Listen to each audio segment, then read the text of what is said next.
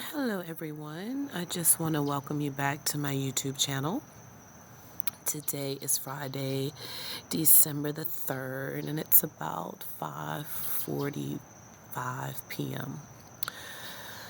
It's been a minute since I've done a posting. I think the last posting I did was on mental awareness or mental illness. I can't remember exactly how I titled it, but anyway, I'm still taking my time, just trying to tend to my own personal health needs, which is why I haven't been posting as much. But I definitely wanted to post. This may end up being more than one video. Probably it's going to be a series of videos, possibly two or three, about some recent incidents that have happened to me as it pertains to discrimination and harassment. So that's pretty much what we're going to be talking about, and what I'm going to be sharing with you over the next couple of videos. Depends on how long it takes me to get everything out. So I'm doing it both for documentation purposes and also to just bring awareness of the things that we think we no longer have to deal with, yet it's still so prevalent in our society and in our culture. So having said that, I'm just going to get started. So there's been three incidents that have happened to me recently that have really just kind of shaken me to the core. All of them involve some level of discrimination and or harassment. So first I'm going to define what harassment is as well as discrimination, because I like to educate myself about it. I don't want to just use the words and not have a good understanding of what they really mean, even though I may think I know what they mean. So it's just good for me to have that in my mind, as well as for anyone who watches this video to have it in the forefront of their mind as well, because it may help you to connect to something that may have happened to you as well. Okay, so I looked up harassment, and harassment means an aggressive pressure or intimidation. So harassment was defined as an aggressive pressure or intimidation that is placed upon someone. Discrimination is defined as the unjust or prejudicial treatment of different categories of people or things, especially on the grounds of race, age, or sex. Okay, so let's read that again.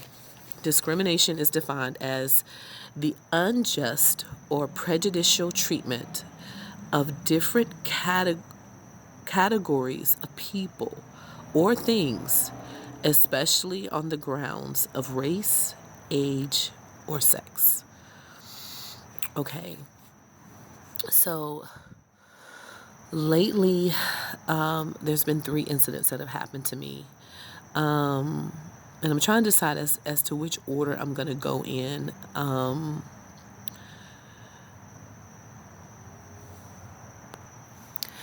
Okay, so I think I'll just go in the order that they happened. So the first incident happened on Thanksgiving Eve, which was November the 24th. And to me, it involved harassment and potentially some discrimination as well. But definitely harassment. And it happened at the train station, one of the train stations here in Miami, at the Brickell station. And basically what happened, I entered the train. I was getting ready to return from where I was at. And hold on. Okay, I'm trying to say this quickly and just get straight to the point. Okay, so I'm sitting at the train station on the platform. I was getting ready to catch the train to go back home or to where I was from. And there was an African American security guard that approached me. And I had been there probably about maybe 20 minutes or so. And I had missed several trains. Number one, because I am not from here. I haven't been here very long. And I've ridden the train far less than I've ridden the bus. So I get a little confused with the color system and how they have their trains coded, as well as sometimes the trains are not marked properly or not identified as to which directions they're going when they arrive. So it takes me a little bit longer to make sure I'm getting on the right train. So I had missed several trains at this particular point, and like I said, I'd only been up there about 20 minutes. And at this particular point, this African American security guard approached me and he pointed his finger at me directly in my face and said, "You're getting on the next train." And I was kind of taken aback by it because I'm like, okay, who is he? And why is he yelling at me and pointing his finger at me and telling me that I have to get on the next train? So I just kind of, I think I did ask him as he was walking off, like, who are you? Like, who are you to tell me what train I need to get on? And I was thinking in my head, well, what if the next train isn't the right train? Which it wasn't. So then again, I think I missed several other trains had come and gone. That next train was not the correct train. There was a train that came, a couple of trains that came that were didn't even have the thing scrolling that shows you which direction they were going. So I missed a couple of more trains. He then proceeds to come over to me. Well, first of all, when he first approached me the first time, I had my eyes closed. I was not asleep, but I was just resting my eyes. I opened them immediately when he approached me and said, "You're getting on the next train." But anyway, he accused me of being asleep. He also accused me of being up there for more than an hour, and that he then began to basically claim that I was trying to sleep on the platform. And he was like, "We don't allow people to sleep on the platform." I said, "I'm not asleep, sir. And I haven't been here an hour. I've been here like 20 minutes. And I explained to him that I was trying to make sure I was getting on the right train, headed in the right direction. So all of this happens. He, like I said, he approaches me a second time. And and begins to accuse me of sleeping on the platform or having been up there longer than I should have. And my question was, I've never been in a train station where you had to get on the train within a certain amount of time. As long as you paid your money, you can get on whatever train or whenever it comes. But again, I'm just like, what is going on? Why is this man like harassing me? No one else on the platform was he addressing, just me. And there were times when there was quite a few people on the platform getting on trains, and there was a time where it was hardly anyone up there.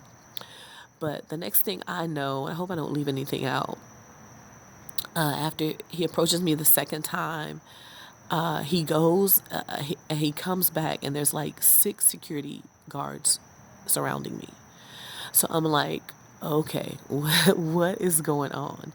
He then begins to accuse me in front of them of sleeping on the platform, telling them that I had been up there more than an hour, which I had not. I'd only been up there about 20 minutes. So, of course, I'm upset. I'm trying to maintain my composure, but I'm clearly being harassed. And I said numerous times, like, why are you harassing me? Why are you harassing me? And all of these other gentlemen are now present, and I'm like really afraid because I'm like, okay, what have I done to be surrounded by 6 security officers? And at this point, They tell me that I'm not going to be allowed to get on the train. And I'm like, why not? And I said, no, I'm getting on the train. I'm getting out of here because I could tell this situation is going to get ugly. I was even afraid that they were going to try and get me locked up.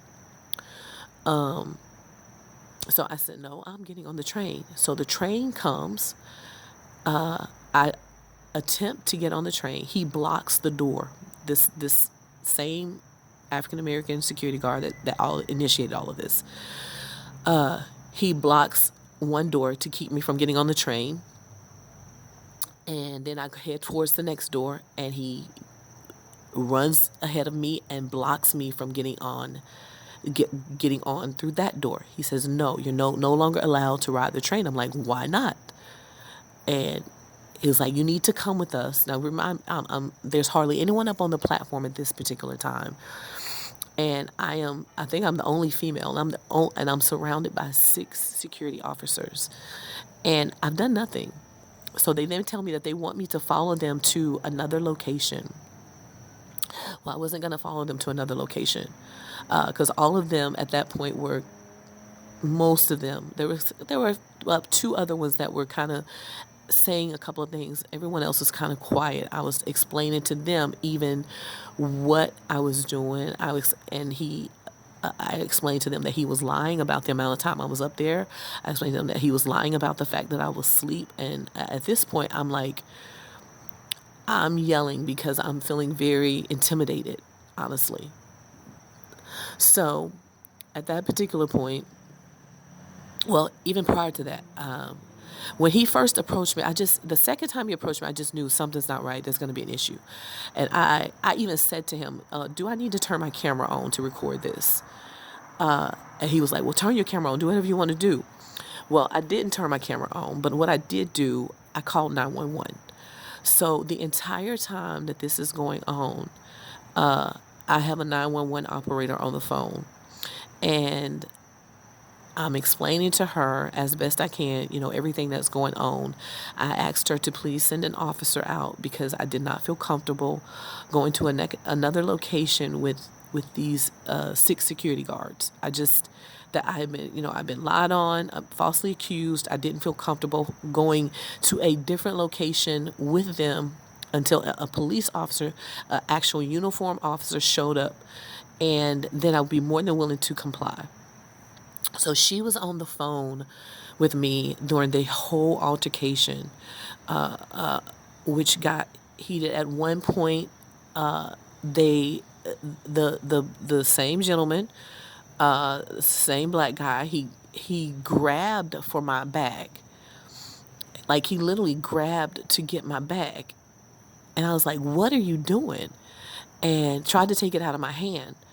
And I was like, I am not under arrest. Why are you grabbing to take my things? I am not under arrest. I've done nothing to be, for you to be taking my things out of my hand and for you to take possession of my possessions.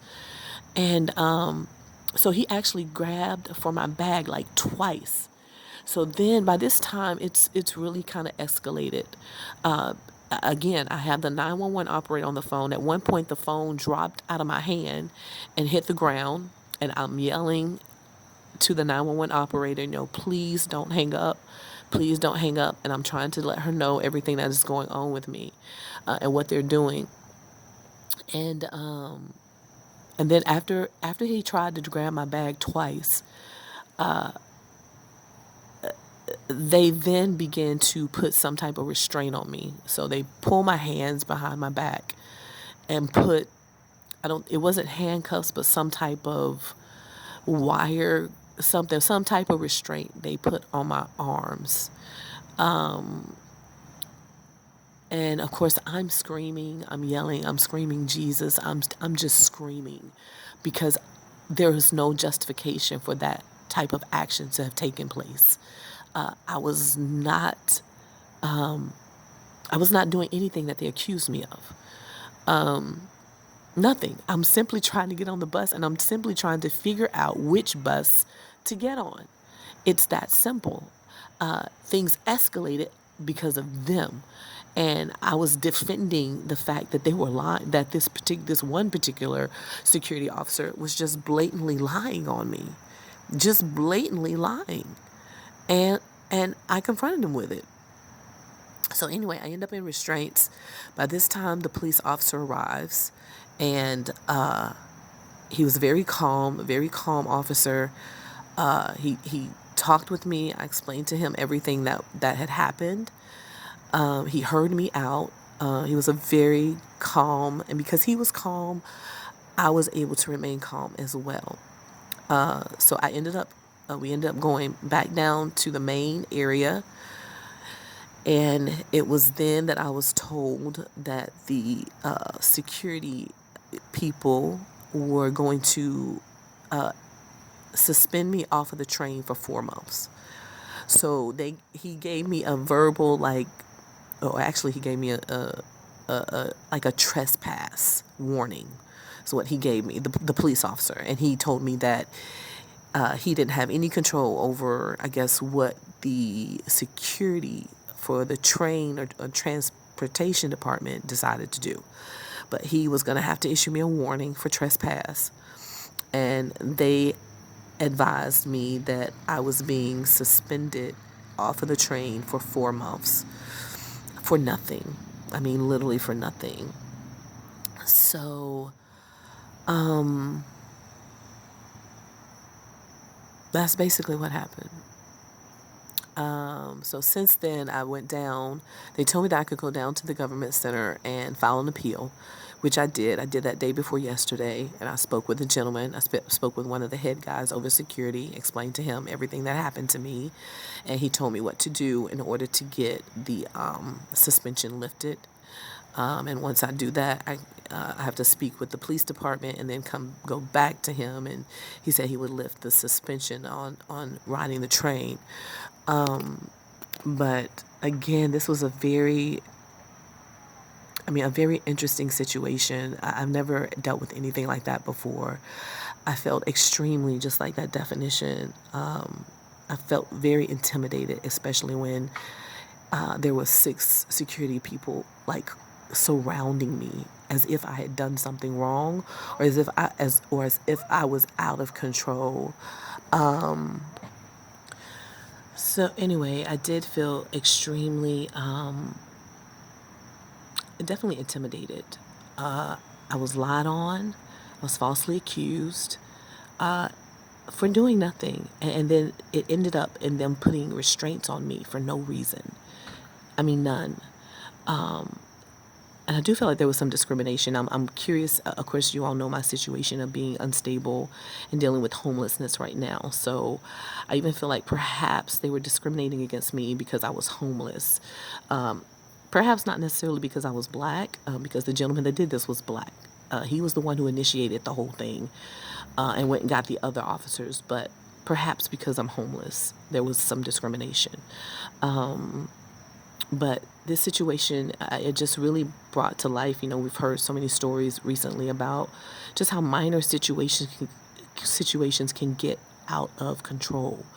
And what I realized, although I was angry and I was yelling because I was being lied on, not like I was out of control, but because I know I was being lied on.